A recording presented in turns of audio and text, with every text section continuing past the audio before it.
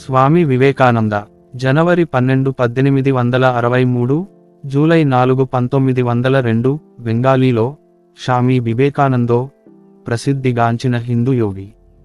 ఇతని పూర్వనామం నరేంద్రనాథ్ దత్త. రామకృష్ణ పరమహంస ప్రియ శిష్యుడు.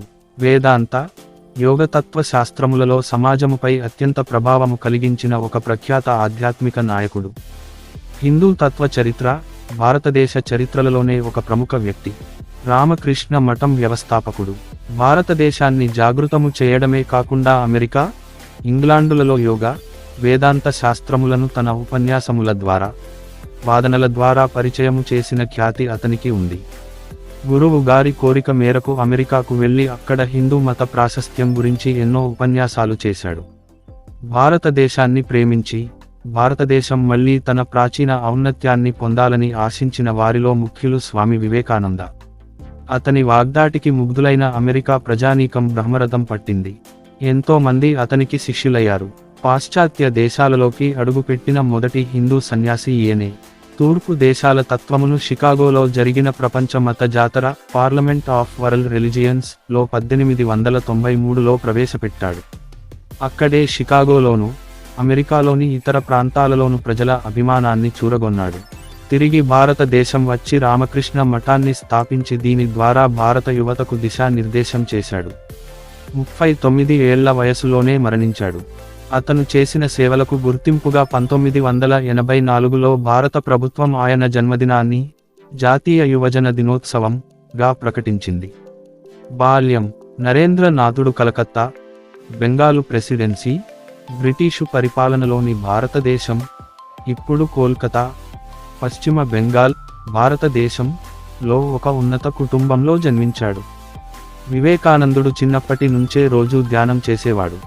బాలుడిగా ఉన్నప్పుడు నరేంద్రుడు చాలా ఉల్లాసంగా, చిలిపిగా ఉండేవాడు. సన్యాసుల పట్ల, యోగుల పట్ల అమితమైన ప్రేమను కనబరిచేవాడు. వారు ఏదడిగినా సరే లేదనకుండా ఇచ్చేసేవాడు. పుట్టగానే పువ్వు పరిమళిస్తుందన్నట్లుగా చిన్నప్పటి నుంచే అతనికి నిస్వార్థ గుణం, ఔదార్య గుణాలు అలవడ్డాయి. నరేంద్రుడు ఆటలలోనూ, చదువులో కూడా ముందుండేవాడు. ఏకసంధాగ్రాహి. పాఠాన్ని ఒకసారి చదివితే మొత్తం గుర్తుంచుకునేవాడు. అతని జ్ఞాపకశక్తి అమోఘమైనది. 1880 వరకు మెట్రిక్యులేషన్ పరీక్ష, ప్రవేశ పరీక్ష ఉత్తీర్ణుడై కళాశాలలో చేరాడు. రోజు రోజుకు అతని జ్ఞానతృష్ణ అధికం కాసాగింది. దైవం గురించి తెలుసుకోవాలని పరమ ఆసక్తితో ఉండేవాడు. చరిత్ర, సైన్సుతో పాటు పాశ్చాత్య తత్వశాస్త్రాన్ని కూడా ఔపోసన పట్టాడు. అలా చదువులో ముందుకెళ్తున్న కొద్దీ అతని మదిలో అనుమానాలు, సందేహాలు, అస్పష్టత ఎక్కువ కాసాగినాయి. అలా మూఢ నమ్మకాలన్నింటినీ విడిచిపెట్టినప్పటికీ సత్యాన్ని మాత్రం కనుగొనలేకపోయాడు. నరేంద్రుడు తనకు వచ్చిన సందేహాలన్నీ అనేక పండితుల ముందు వెలిబుచ్చాడు. వారంతా వాదనలలో ఆరితేరిన వారు. కానీ వారి వాదనలేవీ నరేంద్రుడిని సంతృప్తిపరచలేకపోయాయి. వారు ఆలోచిస్తున్న మార్గం కూడా వివేకానందుడికి నచ్చలేదు. అందున వారెవరికీ భగవంతునితో ప్రత్యక్ష అనుభవం లేదు. రామకృష్ణ పరమహంస కాళికాదేవి ఆలయంలో పూజారి కాదు కానీ గొప్ప భక్తుడు. అతను భగవంతుని కనుగొని ఉన్నాడని జనాలు చెప్పుకుంటుండగా నరేంద్రుడు విన్నాడు. ఎవరైనా పండితులు ఆయన దగ్గరకు వెళితే వారు ఆయనకు శిష్యులు కావలసిందే. ఒకసారి నరేంద్రుడు తన మిత్రులతో కలిసి అతన్ని కలవడానికి దక్షిణేశ్వర్ వెళ్ళాడు. రామకృష్ణ పరమహంస తన శిష్యులతో పాటు కూర్చుని ఉన్నారు. భగవంతుని గురించిన సంభాషణలో మునిగిపోయి ఉన్నారు. నరేంద్రుడు తన స్నేహితులతో పాటు ఒక మూలన కూర్చుని వారి సంభాషణను ఆలకించసాగాడు. ఒక్కసారిగా రామకృష్ణ పరమహంస దృష్టి నరేంద్రుడి మీదకు మళ్ళింది. అతను మనసులో కొద్దిపాటి కల్లోలం మొదలైంది. అతను సంభ్రమానికి గురయ్యారు. ఏవేవో ఆలోచనలు అతనును చుట్టుముట్టాయి. పాత జ్ఞాపకాలేవో అతన్ని తట్టిలేపుతున్నట్లుగా ఉంది. కొద్దిసేపు అలాగే నిశ్చలంగా ఉన్నాడు. నరేంద్రుని ఆకర్షణీయమైన రూపం, మెరుస్తున్న కళ్ళు ఆయన్ను ఆశ్చర్యానికి గురి చేశాయి. నువ్వు పాడగలవా అని నరేంద్రుడిని ప్రశ్నించాడు. అప్పుడు నరేంద్రుడు 2 బెంగాలీ పాటలు గానం చేశాడు. రామకృష్ణులు ఆ పాటలు వినగానే అదోవిధమైన తాదాత్మ్యం, ట్రాన్స్ లోకి వెళ్ళిపోయాడు. కొద్దిసేపటి తరువాత నరేంద్రుడిని తన గదికి తీసుకువెళ్ళాడు. చిన్నగా నరేంద్రుడి భుజం మీద తట్టి ఆయనతో ఇలా అన్నాడు. ఇంత ఆలస్యమైందేమి? ఇన్ని రోజులుగా నీ కోసం చూసి చూసి అలసిపోయెను. నా అనుభవాలన్నింటినీ ఒక సరైన వ్యక్తితో పంచుకోవాలనుకున్నాను. నీవు సామాన్యుడవు కావు. సాక్షాత్తు భువికి దిగివచ్చిన దైవ స్వరూపుడవు. నీ గురించి నేనెంతగా తపించానో తెలుసా? అంటూ కళ్ళనీళ్ల పర్యంతమయ్యాడు. ఆయన ప్రవర్తన నరేంద్రుడికి వింతగా తోచింది. ఆయనకు పిచ్చేమే అనుకున్నాడు. నీవు మళ్ళీ తిరిగి ఎప్పుడు వస్తావు అని అడిగాడు రామకృష్ణులు. తప్పించుకుందామా అని చూస్తున్న నరేంద్రుడు అందుకు సరే అన్నాడు. అతను బోధన పూర్తయ్యాక మీరు భగవంతుని చూశారా అని ప్రశ్నించాడు. అవును చూశాను, నేను నిన్ను చూసిన విధంగానే ఆయనతో మాట్లాడాను కూడా, అవసరమైతే నీకు కూడా చూపించగలను. కానీ భగవంతుని చూడాలని ఎవరు తప్పించిపోతున్నారు అన్నాడాయన.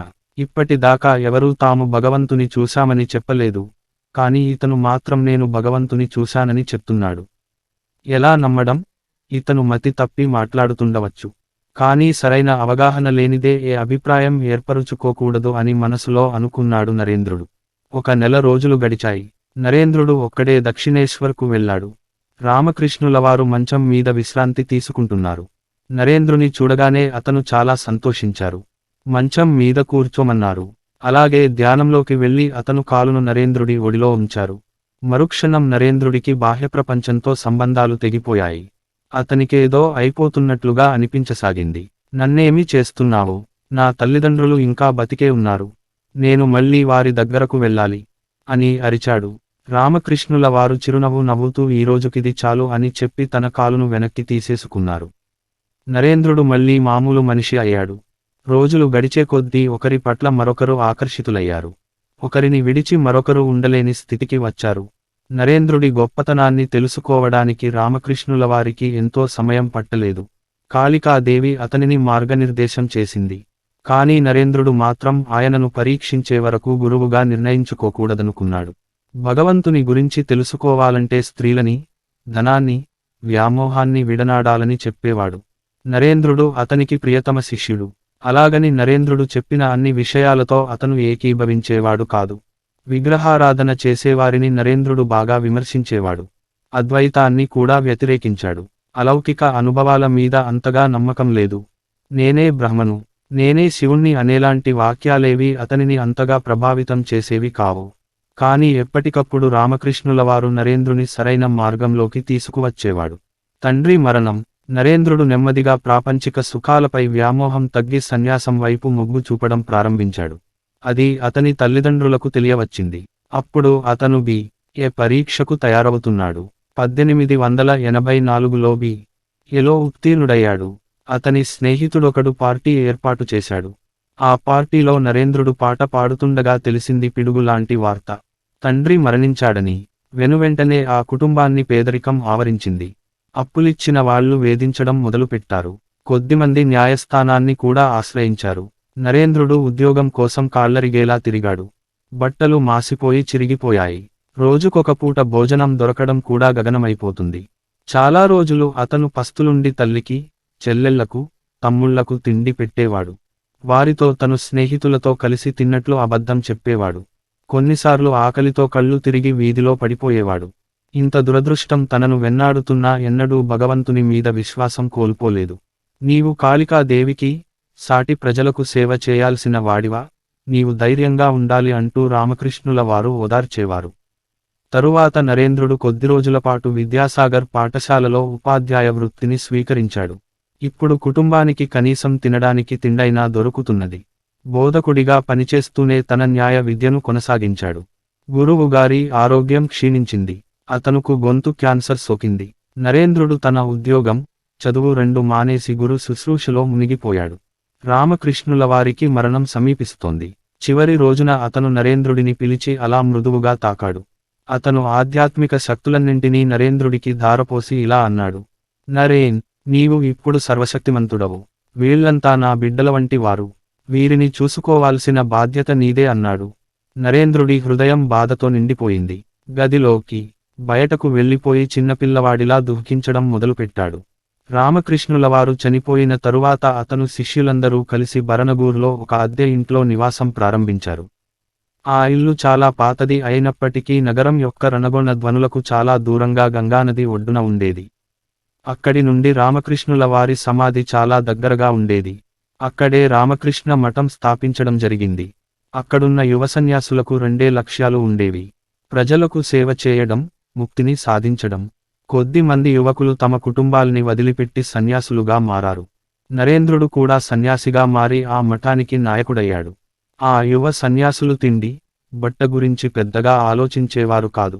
ఉపవాసం ఉన్నప్పుడు కూడా తమ చదువును, ధ్యానాన్ని నిర్లక్ష్యం చేసేవారు కాదు. నరేంద్రుడు వారికి సంస్కృతాన్ని బోధించేవాడు. అక్కడికి విచ్చేసే సందర్శకులకి గురువుగారి బోధనలను విడమరిచి చెప్పేవాడు. వివేకానందుడిగా మార్పు. వివేకానంద శిల్పం. నరేంద్రుడు సన్యాసం స్వీకరించి వివేకానందుడిగా మారాడు. భారతదేశం అతని గృహమైంది. ఇక్కడి ప్రజలు అతని సోదరీమణులయ్యారు. దురదృష్టవంతులైన తన సోదరుల కన్నీళ్లు తుడవడం అతనికి ఎంతో ఆనందాన్ని కలిగించే పని. దేశమంతా పర్యటించాడు. తనకున్న ఆస్తి అంతా ఒక కాషాయ వస్త్రము, ఒక కమండలం, శిష్యగణం మాత్రమే. ఈ పర్యటనలో అతను ఎన్నో పుణ్యక్షేత్రాలను సందర్శించాడు. దారి మధ్యలో గుడిసెల్లోనూ, సత్రాలలోనూ నివసించేవాడు, కటిక నేలమీదనే నిద్రించేవాడు. అనేక మంది సాధువుల సాంగత్యంలో గడిపాడు. ఆధ్యాత్మిక చర్చలతో, పవిత్ర కార్యాల గురించిన చర్చలతో సమయం గడిపేవాడు. చాలా దూరం కాలినడకనే నడిచేవాడు. ఎవరైనా దయ తలిస్తే ఏదైనా వాహనంలో ఎక్కేవాడు. ఆళ్వార్ దగ్గర కొద్దిమంది ముస్లింలు కూడా అతనుకు శిష్యులయ్యారు. ఎవరైనా రైలు ప్రయాణానికి టిక్కెట్టు కొనిస్తేనే రైలులో ప్రయాణం చేసేవాడు. చాలాసార్లు తన దగ్గర డబ్బులేక పస్తుండాల్సి వచ్చేది.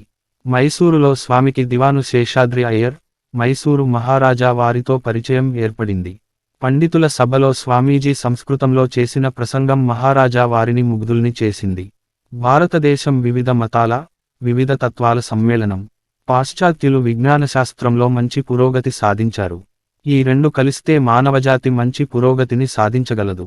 కాబట్టి నేను అమెరికా వెళ్లి అక్కడ వేదాంతాన్ని వ్యాప్తి చేయాలనుకుంటున్నాను అని స్వామీజీ మైసూరు మహారాజాతో అన్నాడు. అయితే ఆ ఖర్చులన్నీ నేనే భరిస్తానా అన్నాడు మహారాజా. స్వామీజీ అతనుకు కృతజ్ఞతలు తెలిపి సమయం వచ్చినప్పుడు తప్పకుండా అతను సహాయం తీసుకుంటానని చెప్పి సెలవు తీసుకున్నాడు. కన్యాకుమారిలో వివేకానంద స్మారక భవనం. తరువాత స్వామీజీ భాస్కర సేతుపతి పరిపాలిస్తున్న రామనాడును సందర్శించాడు. అక్కడి రాజు స్వామీజీని మిక్కిలి గౌరవించాడు. మీరు అమెరికాలో జరగబోవు సర్వమత సమ్మేళనానికి తప్పకుండా హాజరవాలి. అందుకయ్యే ఖర్చంతా నేను భరిస్తాను అన్నాడు.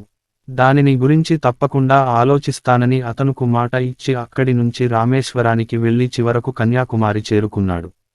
కొద్ది దూరం ఈదుకుంటూ వెళ్లి ఒక రాయి మీద కూర్చున్నాడు. పాశ్చాత్య దేశాలకు వెళ్లి అక్కడ భారతదేశపు ఆధ్యాత్మిక విలువల్ని వారికి వివరించడం తన ప్రథమ కర్తవ్యంగా పెట్టుకున్నాడు. తరువాత స్వదేశానికి తిరిగి వచ్చి నిదురపోతున్న భారతజాతిని మేల్కొలపాలనుకున్నాడు. అతని ప్రయాణానికి ఖర్చుల నిమిత్తం దేశం నలుమూలల నుంచి విరాళాలు వచ్చి పడ్డాయి. కానీ అతడు మాత్రం తన ప్రయాణానికి ఎంత కావాలో అంతే స్వీకరించాడు. మిగిలిన ధనాన్ని దాతలకు తిరిగి ఇచ్చివేశాడు. అతను ఎక్కిన నౌక బొంబాయి తీరం నుంచి 1893 మే 31వ తేదీన బయలుదేరింది. విదేశాలలో ప్రధాన వ్యాసం స్వామి వివేకానంద ప్రపంచ మత సమ్మేళనం ప్రసంగం. జులై నెలలో స్వామీజీ షికాగో నగరానికి చేరుకున్నాడు. సర్వమత సమ్మేళనాన్ని గురించి వాకబు చేశాడు. అప్పటికి ఆ సదస్సుకు 3 నెలల వ్యవధి ఉంది. షికాగో నగరం చాలా ఖరీదైన నగరం కావడంతో స్వామీజీ బోస్టన్ నగరానికి వెళ్లాడు. దారి మధ్యలో ఒక మహిళ స్వామికి పరిచయం అయింది. ఆయనతో కొద్దిసేపు మాట్లాడగానే ఆమెకు అతని గొప్పతనమేమిటో అర్థం అయింది. అతను సామాన్యుడు కాదని తెలిసి కొద్ది రోజులు ఆమె ఇంటిలో బస చేయమని కోరింది. స్వామీజీ అందుకు అంగీకరించాడు. అప్పుడప్పుడు చుట్టుపక్కల జరిగే చిన్న సభలలో ఉపన్యసించేవాడు. వీటిలో ప్రధానంగా భారతీయ సంస్కృతి, హిందూ ధర్మం ప్రధాన అంశాలుగా ఉండేవి. నెమ్మదిగా చాలామంది పండితులు అతనుకు మిత్రులయ్యారు. వారిలో ఒకరు జాన్ హెన్రీ రైట్. అతడు హార్వర్డ్ విశ్వవిద్యాలయంలో గ్రీకు విభాగంలో ఆచార్యుడు. సమ్మేళనానికి హాజరయ్యే సభ్యులంతా నిర్వాహకులకు పరిచయ పత్రాలను సమర్పించాల్సి ఉంటుంది. కానీ స్వామీజీ తన పరిచయ పత్రాన్ని ఎక్కడో పోగొట్టుకున్నాడు. అప్పుడు రైట్ పరిచయ పత్రాన్ని రాశాడు. ఆ పత్రంలో స్వామీజీ చాలా మంది ప్రొఫెసర్ల కన్నా మంచి పరిజ్ఞానం కలవాడని రాసి పంపించాడు. స్వామీజీ షికాగోకు తిరిగి వచ్చాడు. సదస్సు 1893 సెప్టెంబర్ 11న ప్రారంభమైంది. దేశ విదేశాల నుంచి వచ్చిన వేలాది మంది ప్రతినిధులు అక్కడ చేరారు. వివేకానంద వారందరిలోకెల్లా చిన్నవాడు. అతను మాట్లాడే వంతు వచ్చేసరికి గుండె వేగం హెచ్చింది. అందరూ సభ్యుల దగ్గర ఉన్నట్లు అతను దగ్గర ముందుగా తయారు చేసిన ఉపన్యాసం లేదు. అతని ప్రసంగాన్ని చివరలో ఉంచమని అధ్యక్షుడికి విజ్ఞప్తి చేశాడు. ఉపన్యసించడానికి ముందు గురువైన రామకృష్ణుల వారిని, సరస్వతీదేవిని మనస్ఫూర్తిగా ప్రార్థించాడు. అమెరికా దేశపు ప్రియ సహోదరులారా అని స్వామీజీ అనగానే సభ 3 నిమిషాల పాటు చప్పట్లతో దద్దరిల్లింది. శబ్దం ఆగిన తరువాత తన ప్రసంగాన్ని ఆరంభించాడు. అక్కడున్న ప్రతి ప్రతినిధి స్వామీజీ ప్రసంగాన్ని ప్రశంసించారు. వార్తాపత్రికలు అతను వ్యాసాన్ని ప్రముఖంగా ప్రచురించాయి. అక్కడి ప్రజలకు అతను ఆరాధ్యుడయ్యాడు. అతను మాట్లాడడానికి లేచాడంటే చాలు, చెవులు చిల్లులు పడే శబ్దంతో చప్పట్లు దద్దరిల్లేవి. కొన్ని సంస్థలు సభ జరుగుతున్నప్పుడు మధ్యలోనే తమ సంస్థకు ఆహ్వానించేవి. అనతి కాలంలోనే స్వామీజీకి ప్రపంచ ప్రఖ్యాతి లభించింది. ఎక్కడికి వెళ్ళినా స్వామీజీ తన ప్రసంగంలో భారతదేశపు విలువల్ని చాలాసేపు వివరించేవాడు. చరిత్ర అయినా, సామాజిక శాస్త్రం అయినా, తత్వశాస్త్రం అయినా, సాహిత్యమైనా ఎటువంటి తడబాటు లేకుండా ఉపన్యసించేవాడు. కొత్త అవతారం, హిందూ మతాన్ని చక్కగా తెలుపగల నైపుణ్యం, వికాసవంతమైన వ్యక్తిత్వం, ఈ 3 గుణాలతో అతను అందరి హృదయాలను గెలవగలిగాడు. వాదనలలో ఆయనను గెలవగలిగిన వారు లేరు. ఆయన ఆంగ్ల నైపుణ్యం అపారం. అటువంటి మనిషి యుగానికి ఒకరే పుడతారు. ఆయనను సజీవంగా చూస్తూ ఆయన బోధనలను వినడం నిజంగా మనం చేసుకున్న పుణ్యం అని ఒక పత్రిక వ్యాఖ్యానించింది. సిస్టర్ నివేదిత, స్వామీజీ కృషి వల్ల ఒక్క అమెరికాలోనే కాకుండా అభివృద్ధి చెందిన దేశాలన్నింటిలోనూ భారతదేశం పట్ల గౌరవం ఏర్పడింది. అతను ఎక్కడ ఉపన్యాసం ఇవ్వడానికి వెళ్ళినా జనం గుమికూడి ఎంతో ఓపికగా ఎదురుచూసేవారు. ఉపన్యాసం అయిపోయిన తరువాత ఆయనను తమ ఇళ్లకు ఆహ్వానించి ఆదరించేవారు. ఇంగ్లాండు నుంచి కూడా ఆయనకు ఆహ్వానం లభించింది. ఆయనకు అక్కడ ఘనస్వాగతం లభించింది. వార్తాపత్రికలు ఆయన ఘనతను, వాగ్దాటిని శ్లాఘించాయి. ఎంతోమంది ఆయనకు శిష్యులయ్యారు. వారిలో ముఖ్యులు సిస్టర్ నివేదితగా మార్పు చెందిన మార్గరెట్ నోబుల్. తరువాత ఆమె భారతదేశానికి వచ్చి ఇక్కడే ఉండిపోయింది. 4 సంవత్సరాల పాటు విదేశీ పర్యటన తరువాత స్వామీజీ తిరిగి భారతదేశానికి విచ్చేశాడు. తిరిగి వచ్చేసరికి ఆయన కీర్తి దశదిశలా వ్యాపించిపోయింది. జనవరి 15, 1897న కొలంబోలో దిగగానే ఆయనకి చక్రవర్తికి లభించినంత స్వాగతం లభించింది. మద్రాసుకు చేరుకునేటప్పటికీ అతను అభిమానులు రథం మీద లాగుతూ ఊరేగించారు. లెక్కలేనన్ని పూలమాలలు, సందేశాలు లభించాయి. ఎక్కడికి వెళ్ళినా తమ గురువు చెప్పిన సందేశాన్ని వ్యాప్తి చేశాడు. ఆయన దగ్గరకు మార్గదర్శకత్వం కోసం వచ్చేవారికి ఆధ్యాత్మిక విలువల యొక్క ప్రాధాన్యాన్ని బోధించేవాడు. అదే స్ఫూర్తితో, లక్ష్యంతో 1897లో రామకృష్ణ మఠాన్ని స్థాపించాడు. తరువాత 2 సంవత్సరాలలో గంగానది ఒడ్డున గల బేలూర్ వద్ద స్థలాన్ని కొని మఠం కోసం భవనాల్ని నిర్మించాడు. ఈ మఠం తరువాత శాఖోపశాఖలుగా విస్తరించింది. ముఖ్య సూత్రములు తత్వములు 1885 నుండి 1895 మధ్య కాలంలో జైపూర్లో వివేకానంద ఫోటో. వివేకానందుడు గొప్ప తాత్వికుడు. అతని ముఖ్య బోధనల ప్రకారం అద్వైత వేదాంతం తత్వశాస్త్రములోనే కాకుండా సామాజికంగా రాజకీయంగా కూడా ఉపయోగపడుతుంది. రామకృష్ణుడు నేర్పిన ముఖ్యమైన పాఠాలలో జీవుడే దేవుడు అనేది అతని మంత్రముగా మారింది. దరిద్ర నారాయణ సేవ, పేదవారి సేవతో భగవంతుని సేవ అనే పదాన్ని ప్రతిపాదించాడు. విశ్వమంతా బ్రహ్మం నిండి ఉండగా మనము మనని గొప్ప వారని తక్కువ వారని ఎలా అనుకుంటాము అనే ప్రశ్న తనకు తాను వేసుకుని ఈ తేడాలన్నీ మోక్షము సమయములో కలిగే దివ్యజ్యోతిలో కలిసిపోతాయని తెలుసుకున్నాడు. అప్పుడు పుట్టే ప్రేమ నుండి తమలోని బ్రహ్మాన్ని తెలుసుకోలేని మనుష్యులను ఆదుకునే సత్ప్రవర్తన పుడుతుంది. అందరూ తనవారనుకుంటేనే నిజమైన స్వేచ్ఛ లభిస్తుందనే వేదాంత తత్వానికి చెందిన వ్యక్తి వివేకానందుడు. వ్యక్తిగత మోక్షముపై వ్యామోహమును కూడా వదిలివేసి ఇతరులను బంధవిముక్తులను చేయడమే మనిషికి జ్ఞానోదయము అని నమ్మిన మనిషి. రామకృష్ణ మిషన్, రామకృష్ణ మఠము ను వ్యక్తి మోక్షమునకు, ప్రపంచ హితమునకు, ఆత్మనో మోక్షార్థం గాద్దిటాచ అనే నినాదము మీద స్థాపించాడు. సిద్ధాంతాలు, పిడివాదాలు, సంప్రదాయాలు, దేవాలయాలు మున్నగువాటిని గురించి ఆలోచించకు. మనిషి హృదయంలో దీపిస్తున్న ఆత్మ వస్తువుతో సరిపోల్చితే అవి ఎందుకు కొరగావు. ఆ వస్తువే ఆధ్యాత్మిక శక్తి. మొదట ఈ శక్తిని సముపార్జించండి. ఇతర ధర్మాలను నిందించవద్దు. ప్రతి మతంలోనూ, ప్రతి సిద్ధాంతంలోనూ ఎంతో కొంత మంచి ఉంటుంది. సోదర ప్రేమ గురించి ప్రసంగాలు మాని ఆ ప్రేమను కార్యరూపంలో ప్రదర్శించండి. త్యాగ, సాక్షాత్కారాలను పొందినవాడే ప్రపంచంలోని సర్వమతాలలోని ఏకత్వాన్ని దర్శించగలడు. వ్యర్థ వాదాలకు ఆస్కారం లేదని గ్రహింపగలడు. అప్పుడే మానవాళికి సహాయం చేయగలడు. వాస్తవానికి అన్ని మతాలు ఒకే సనాతన ధర్మం యొక్క అంశాలు. స్వామి వివేకానంద ఎన్నో దివ్య ప్రబోధాలను అందించారు. అవి ఇక్కడ వివరించబడ్డాయి. గమ్యం చేరే వరకు ఆగవద్దు. జాగృతులు కండి. దీర్ఘ అంతమవుతోంది. పగలు సమీపిస్తోంది. ఉవ్వెత్తున ఉప్పొంగే ఉప్పెన తీవ్రతను ఎవరూ నిరోధించలేరు. ఆవేశపూరితులు కండు. ప్రేమతత్వాన్ని వీడవద్దు. విశ్వాసాన్ని, నమ్మకాన్ని సడలనీయకండి. భయం విడనాడండి. భయమే పెద్ద పాపం. ఆరంభం అతి స్వల్పంగా ఉందని నిరాశపడవద్దు. ఘనమైన ఫలితాలు క్రమంగా సమకూరుతాయి. సాహసాన్ని ప్రదర్శించండి. మీ సహచరులకు నాయకత్వం వహించే తలంపు వద్దు. వారికి మీ సేవలను అందించండి. మందలో ఉండకు. వందలో ఉండటానికి ప్రయత్నించు. ప్రయత్నం చేసి ఓడిపో, కానీ ప్రయత్నం చేయడంలో మాత్రం ఓడిపోకు. కెరటం నాకు ఆదర్శం. లేచి పడుతున్నందుకు కాదు, పడినా కూడా లేస్తున్నందుకు. మతం అనేది సిద్ధాంత రాద్ధాంతాలలో లేదు. అది ఆచరణలో, ఆధ్యాత్మికులుగా పరిణతి చెందడంలో మాత్రమే ఉంది. ఈ ప్రపంచం బలవంతులకు మాత్రమే సహాయపడుతుంది. మరణం. అవిశ్రాంతంగా పని చేయడం వలన స్వామి ఆరోగ్యం దెబ్బతిన్నది. అమెరికాలోని అతని శిష్యుల అభ్యర్థన మేరకు మరల అక్కడికి వెళ్ళాడు. పారిస్లోని సర్వమత సమావేశాలలో పాల్గొని తిరిగి స్వదేశానికి వచ్చాడు. రాను రాను అంతర్ముఖుడయ్యాడు. శరీరమైతే బలహీనంగా తయారయింది, కానీ అతను ఆత్మ, మనసు మాత్రం చాలా చురుగ్గా వ్యవహరించేవి. జూలై 4, 1902న యథావిధిగా అతను రోజువారీ కార్యక్రమాలు నిర్వర్తించుకున్నాడు. వేలూరు మఠంలో 3 గంటలపాటు ధ్యానం చేశాడు. శిష్యులకు శుక్ల యజుర్వేదం, సంస్కృత వ్యాకరణం, యోగా తత్వం మొదలైన అంశాల మీద బోధనలు చేశాడు. భోంచేసిన తరువాత కొంచెంసేపు విశ్రాంతి తీసుకున్నాడు. కొద్దిసేపటి తరువాత అతనికి చిన్న వణుకు లాంటిదేదో కలిగింది. తనను చూడడానికి వచ్చిన వారితోనూ, శిష్యులతోనూ చాలా ఉల్లాసంగా నవ్విస్తూ గడిపాడు. రాత్రి 9 గంటల సమయంలో అతను అలసిపోయినట్లుగా కనిపించాడు.